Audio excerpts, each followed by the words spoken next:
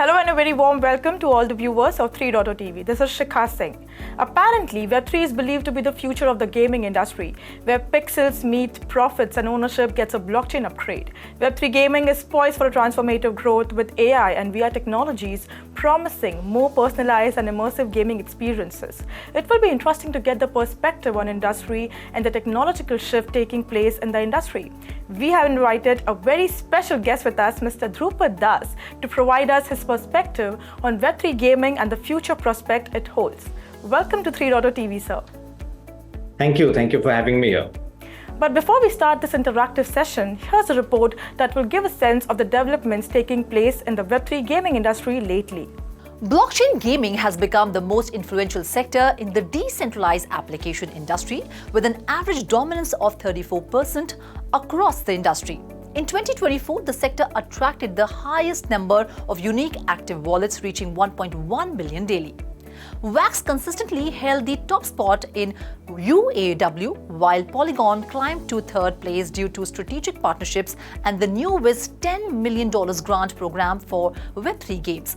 Nia and Caitlin emerged as the top gainers this year, largely due to their successful foray into gaming dApps. Flow also made significant strides with the launch of 3 Joyride games, which increased its popularity. Leading Web2 giants like Sony, Square Enix, and Riot Asia are actively participating in the Web3 landscape, particularly in gaming, to create a crypto-friendly environment in Southeast Asia. Over 70% of adults still lack access to financial services, and crypto can bridge these gaps. Southeast Asia, particularly Vietnam, the Philippines, and Thailand, is significant in Chain Analysis Global Crypto Adoption Index, with 5 countries in South and Southeast Asia among the top 10 worldwide for crypto adoption.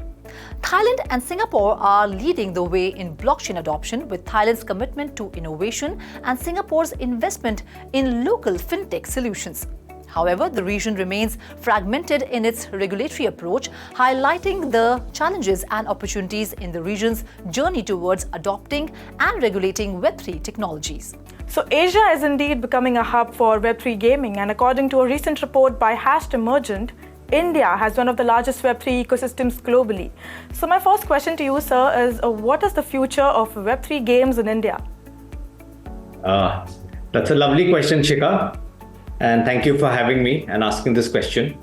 So I would say that the Emergent report has actually found that Indians are very active in the Web3 ecosystem, be they developers in the field, users of this technology, or even startups. And in that context, now Web3 gaming is a big subset of the entire Web3 ecosystem. And through Web3 gaming now, gamers and players and even users of this entire industry, let's say, has an ability or has the function now to convert the hours of gameplay, the effort that goes into playing and developing your characters in a game, into something more tangible and profitable, right? Even in the form of money in many cases. And so the potential is obvious and quite immense. Now, that's the positive side of things. On the other side of things, you have a certain degree of uncertainty that is currently clouding the entire ecosystem. And anybody who's part of it is feeling the pain right now, because even though the demand side and the supply side are both ready, the technology is ready, the users are ready, the startups are ready, the gamers are ready, everybody's ready. The one linking Lego piece that's missing is actually the regulatory side. So that has not yet fallen into place, and without fully enabling regulations, the two are having a tough time, the two sides, the demand and the supply side, having a tough time communicating with each other. So that's really what's putting a bit of a drag in the system. But these things are being worked out, and there's a lot more clarity we have today than we had, let's say, a year or 2 years back. So given the fact that the value generation potential for Web3 games is quite immense, I'm sure that appropriate regulations will follow sooner than later. And since these are early days, so in early days, teething issues are to be expected. So all in all, I would say first principles positive, but we have to wait and watch for the immediate regulations to roll out. Right, regulation is indeed a major challenge, and we have been witnessing like India has a lot of regulatory challenges. Do you think India is enabling environment for Web3 games from a regulatory perspective? I would say India is trying to be an enabling environment, and that's absolutely positive. Every sign from the government is that they are trying to set up a solid, sustainable, future-proof system, so that the industries that will now be born or are just being born have the ability to compete globally. So that is definitely the intention. Now, on the ground, anybody will tell you that there are certain regulatory issues that are there, and the main one would be taxation. Right. And more specifically, taxation comes in two buckets. One is indirect, one is direct. Now, even on the direct taxation side, I'm sure you're aware, virtual digital assets, which all Web3 games will use, are very highly taxed. So that puts a dampener on the enthusiasm of users, because once the money or the profit comes to them, it gets taxed away. The second part, and this is I think where the main pain is being caused, is through the GST. Because in the GST, under the GST regime on 1st of October 2023, certain amendments kicked in. And as per those amendments, a 28% tax on online games, on online money games became applicable. And that has actually led to a lot of business models of gamers, of game developers and even platforms failing. So that's why we've seen, I think 27 writ petitions across 11 high courts were filed, and ultimately all of them have now been consolidated before the Supreme Court. So that's that side. And one last aspect is that online games, especially Web3 games, might require to register themselves with the Financial Intelligence Unit India, which is a part of the Prevention of Money Laundering Act. So that is a registration that is giving a stamp of approval and a stamp of, some sense of security to the users, knowing that the games that they are playing are actually registered with the government. So they can also be they can sleep better knowing that things are under some sort of purview and control. Right, sir. So my next question to you is that the survey, the hashed emergence survey of Web3 games, in the report found that 90% play games to gain NFTs and tokens. Furthermore, gamers tend to play Web3 games more frequently than Web2 games. And over 29% of respondents spend more than rupees 1,000 on Web3 games, compared to 10% among Web2 games. So do you think gamers in India have started preferring Web3 games over Web2 games? I think 100%. I think that's a no-brainer, because ultimately people play games because they enjoy to play that particular game, right? If two games remaining absolutely identical or similar, the fact that you can make a profit, or you can make some sort of, you can have some gain coming from one form of game versus the other, then obviously it incentivizes you to play the Web3 games. Because Web3 games have a proprietary layer to it, meaning that you can actually earn things or win things in a game which is proprietary, meaning that you have something, you own a digital asset at the end of the game. Now, and that digital asset now will unlock value in money or other forms. So that is definitely an incentive that people have. So I would see most games becoming Web3. I would definitely see Web3 gamers becoming a larger pool of the gamer community in general. And to be very honest, this is a great way for, gamers who spend hours, sometimes hundreds or thousands of hours playing games and grinding at it, really, right? For them to be able to benefit from it, profit from it.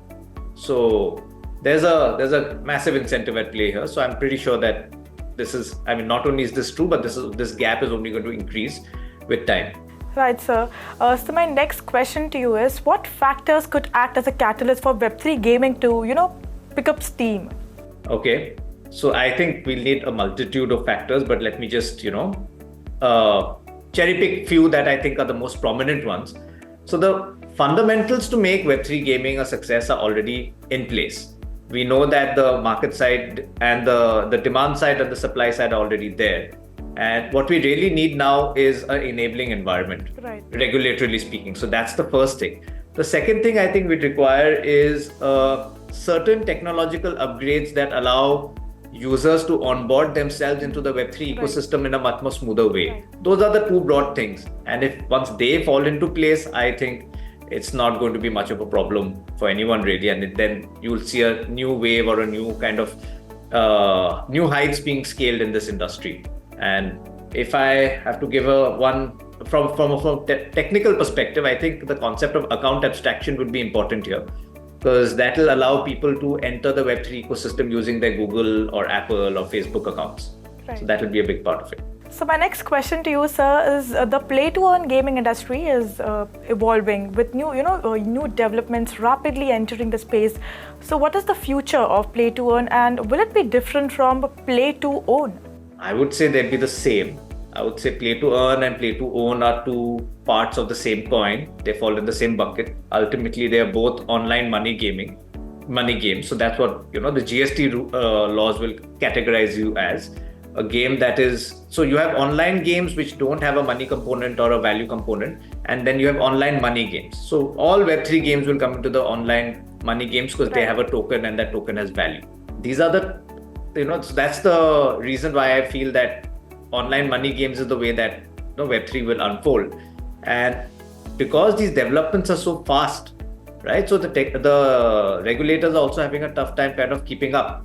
And to actually understand what the future for play-to-earn or play-to-own games are, we need to understand a spectrum, which is you have a concept which is a game of skill, you have a concept which is a game of chance, right? So these two things actually will dictate what kind of games do well. Because if you are a game of chance with a money component, then you will be most highly regulated. Whereas if you are a game of skill with no money component, you'll be most least regulated, but then also you will have different tokenomics at play in both these scenarios. So that is going to impact how the entire future of play to earn and play to own play out. No pun intended. Very well said, sir. So my one question to you is, have you played any Web3 game? And if yes, we would really love to know about it. Okay. So confession time, yes, I have played Web3 games. And the one I played first is what I'll actually want to talk about, because that was CryptoKitties. And back in the day, and I'm talking 2016, 17, there was really like NFTs were hardly a concept back then, much less Web3 games. So CryptoKitties was the one that introduced me to this entire ecosystem of Web3 games, and it really did open my mind up to what it could be. So CryptoKitties, for those of you who are unaware, was a game where you had to purchase digital pets in the form of kitties, and you could mate them and do other funky things with them. And it was all based on this inherent genetic code that was written into each kitty. So the CryptoKitties buzz though is not the same anymore. But at that time it was quite a rage. It was such a rage, in fact, that it caused the entire Ethereum network to collapse. So that was a very insightful thing to see that, a game like CryptoKitties can cause Ethereum to collapse. So we realized that, Web3 wasn't all that it was cracked up to be back in 2018. But obviously we've come quite a long distance. 6 years since then has changed the field has changed enormously. And we know that games are not crashing Ethereum anymore. So that's to the credit to the developers and the users and the startups that have really made this, field go quite far. Right, sir. So my one last question to you is, what would be your advice to new gamers looking to enter the Web3 gaming space? My advice to gamers who are trying to enter the space is firstly to acquaint yourself with the risks of owning digital assets. That's the most fundamental thing. You'll be owning these private keys and you'll have these tokens. You'll have to understand the blockchain you're on. So that step of learning has to take place, but it's a one-time learning and it's only going to get easier from here. Right. So the sooner you learn it, the better. The second is you have to understand that success in Web3 games does require a lot of investment of time, which most gamers would be familiar with, but if you're coming in here to speculate or make a quick buck, then it may not be appropriate. It does require a certain degree of commitment.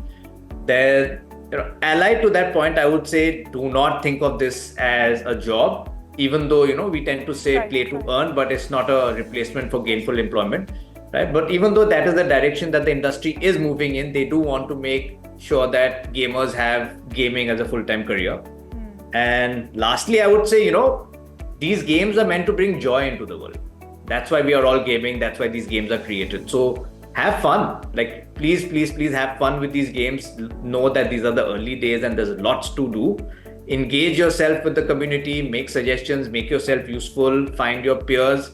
And the whole world will open up to you. And I'm Right. sure that the rest will follow. Right, very interactive session, sir. That's all for today. Thank you.